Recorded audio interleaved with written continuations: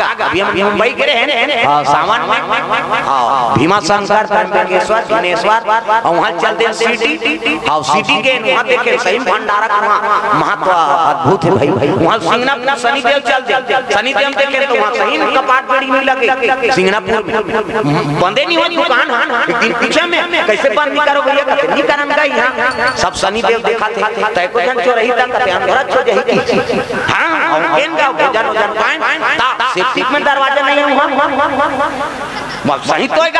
मैं वहाँ कैसे भैया सेफ्टी शनिदेव सब जाना चल भैया मुंबई चल राते रात मुंबई भाग मुंबई लक्ष्मी टेम्पल भाई मुंबई के लक्ष्मी टेम्पल सिद्धि विनायक ये दोनों प्रसिद्ध मंदिर और आरती के जो नीचे पहुंचे देखिए जो चंदन कहाँ से करते छत्तीसगढ़ से आई खुशार ज्ञान पंडित मनसन पूजा उजा करें वहाँ बड़े बड़े समय मिले थे भगवान की दया हुआ खुशार वहाँ सिद्धि विनायक मंदिर तो बड़े बड़े स्टार वहाँ पूजा करे है नहीं वहाँ पूजा पाठ करी तब फिल्म शूटिंग कर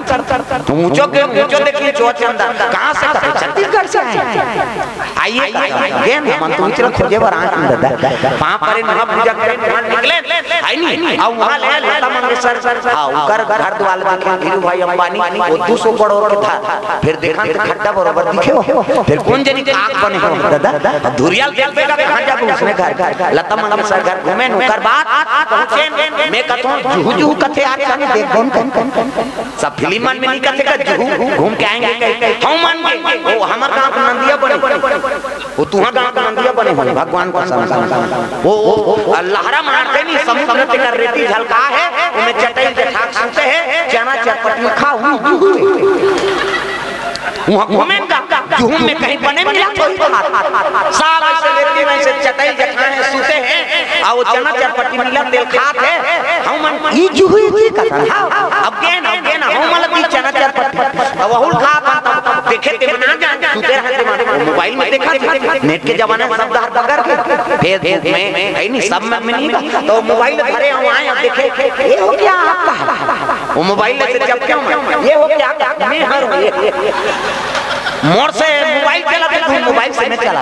ऐसे खाऊंगा वो मन में ये हो क्या आपका मैं हर ऐसे कहा है नहीं वो मन बक खा जा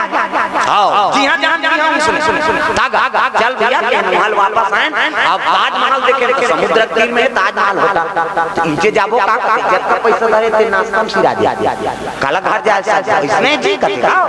तो चल भैया दूसरा भूख लगा है कैसे कर बेटा होटल में गए अब देखी तो वहां वेटर आ क्या चाहिए देखी तो ये हो क्या ये हर मैं हर ऐसे बैठे का चाहिए दार भात ला दे और कहीं ऐ नहीं दार भात दत्ता तो खाएं 3 जन रहे एक जन के 1800 बिल बनी ये दत्ती भात पे हमन के राते रात चल भीमा शंकर चल यहां रबोत पे चाचा राते रात भीमा शंकर आए हां नीचे सीधे ऐ नहीं 300 किराए कमरा में सब खाना पीना सब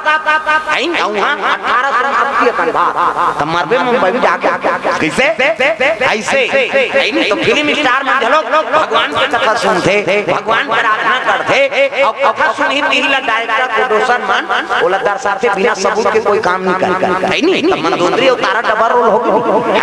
अब तो डांस फिल्म बने हैं ओकर बबल बन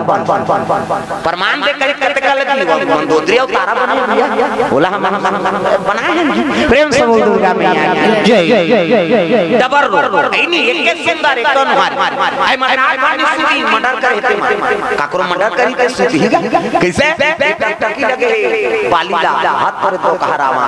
ते न्याय तो कन्याल में आने रहती कैसे और रावण का हाथ पर बेंद्रा ते न्याय तो कन्याल में आने रहती और रात के फिर उठ के दोनों जान आई नहीं और होत ये दोनों जन फिर आके देखे मर्डर हो तेल बोल और दो जन बन ता मंदोदरी रही से तो गर्भवती रही अब फटी से ना टुकड़ा होई तो गर्भ बन गिरा प्रेम से बोल दुर्गा मैया जय जय दोनों कन्या बन के तारा मंदोदरी प्रेम से बोल दुर्गा मैया जय दोनों गर्भ मान से है हां अब ये तारा फूल तोड़ा थे मंदोदरी फूल तोड़ा रावण और रावण ऐसे नहीं तब देखता इस मंदोदरी का तो आज ये बेंद्रनिया है नहीं ये कन्याल में ले आप हरी से वो हरण करके वो लेके लग काबर घबरा था, मेरा नाम लंकेश है, तो पटरानी बना हो कहीं काला लगेगा थे, ये तो जानदार है गर्भवती हो कहीं के भगवान, अगर ये जानदार ये बड़ा दुष्ट है कथे, मोला गर्भवती के जान ही जियत काट दी, संत महात्मा मन बता रहे रावण बड़ा दुराचारी और टहल से गर्भवती बालक मर जाते, गर्भपात हो जाते, इला जाना मंदोदरी, प्रेम से बोल दुर्गा मैया जय। खेल लगे रावण लगते महाराज, आप त्रिलोक भी देता हूँ चला दशानन डोला दयावनी, ये धरती डोलते कथे आप करेंगे ना, आप क्या टहस कर दो गर्भपात हो जाते कथे सही बात कथे आप प्रमाण दिखा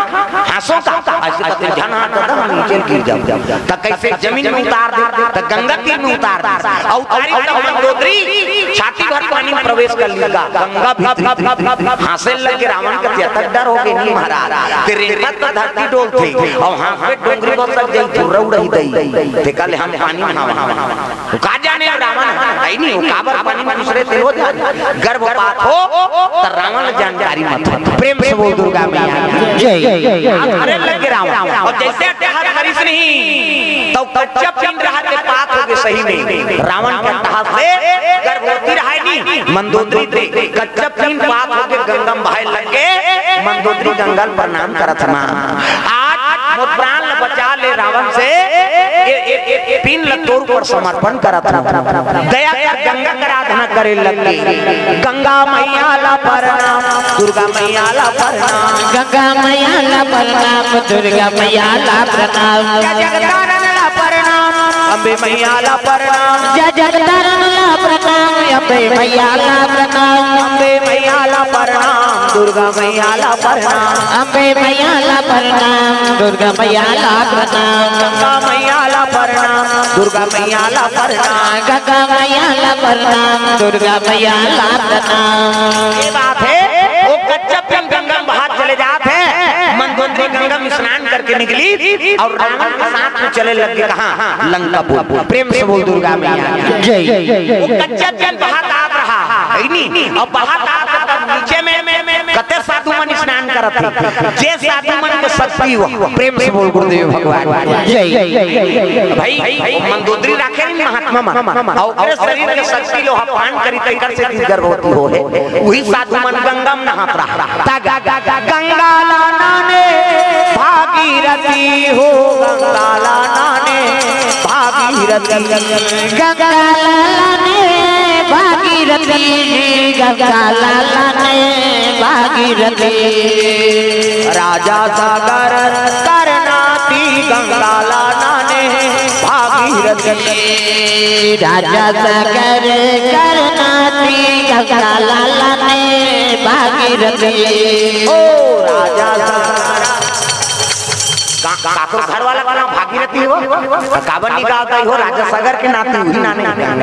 हाथ ऊपर जोरदार सब ताली बजा राजा सागर करनाती गंगा लाना ने भागीरथी राजा सागर करनाती गंगा लाला ने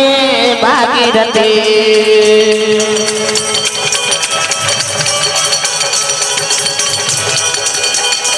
प्रेम से बोल दुर्गा मैया की जय।